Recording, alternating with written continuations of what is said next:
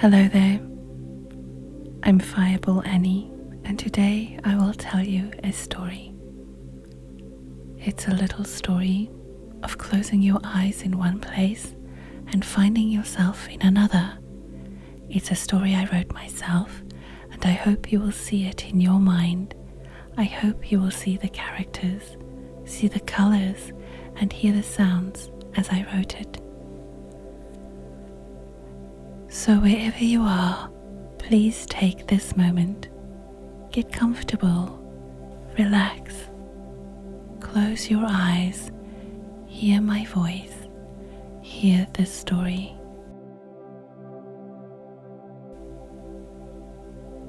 It goes like this.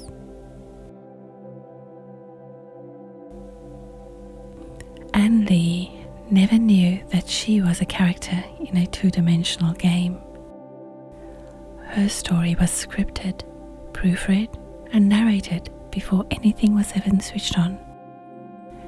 And so she lived in a simulator, a life simulator, where she labored on a farm, raising cattle, planting seeds, fishing for food and for achievement.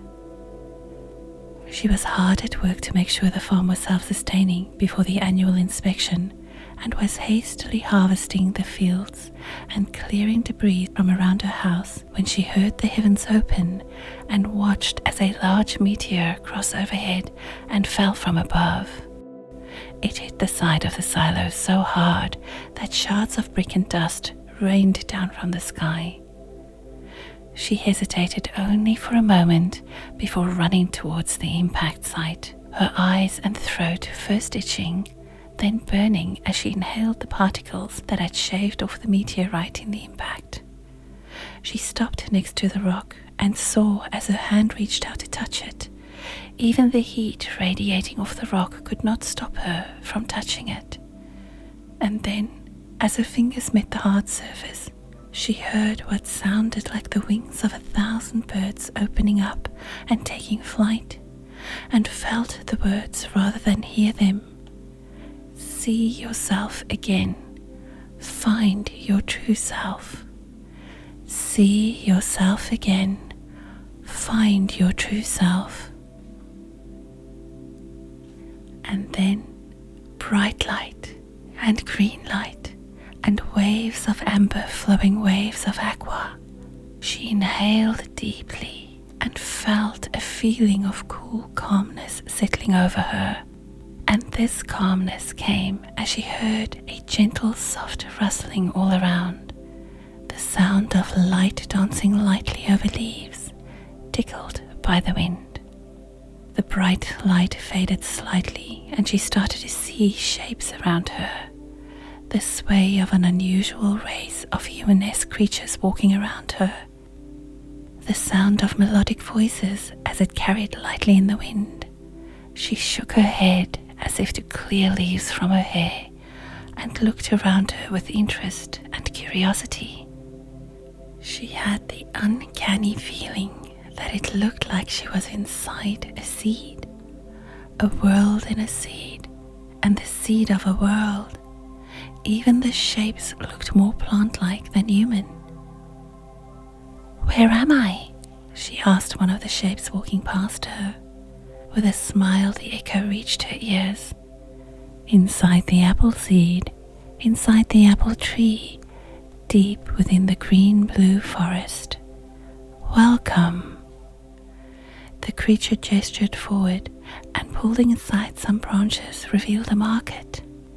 Before long, Anne was walking around, exploring the different layers of the city, where words carried like echoes, and echoes drifted on the wind. Was it the rice wine from the merchant, or was it revealed in the vanilla-colored atmosphere of the lower levels of this place? She was unsure where this thought came to her, but when it did, she stopped, and she looked at the hollowed pine cone in her hand that served as a drinking vessel. And it occurred to her that she was not unlike this pine cone, not even unlike any of the seeds she often planted on the farm. The realization came that over time she had wrapped herself in many protective layers, just like the layers that wrapped round and round the very pinecone mug in her hand. She wondered if she had wrapped herself in so many layers that in essence she had become hardened. Had she become hard like a proverbial pinecone herself?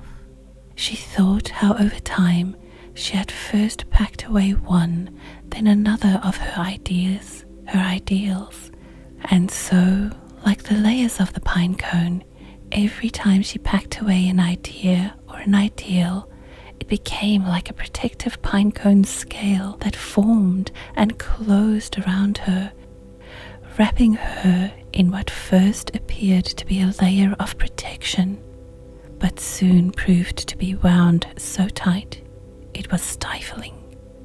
And not knowing how to undo the wrapping, each idea or ideal formed up and wrapped up and became part of her pinecone husk. She leaned against a giant seed pod to reflect on this and found herself being lifted into the air, the pod lightly taking off like the helicopter seeds from a sycamore tree.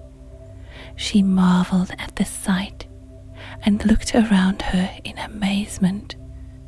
The seed pod touched down, and as she exited, the air turned cold for a second, and she found herself back on the farm. She could blink at the moon and the stars for a second of confusion before the sound of the sleeping animals told her where she was. She nodded at herself, a newfound insight ignited. Well now, she thought aloud, if you don't want to be a pinecone, what will you do about it? And there the story ends. For now. Thank you for listening.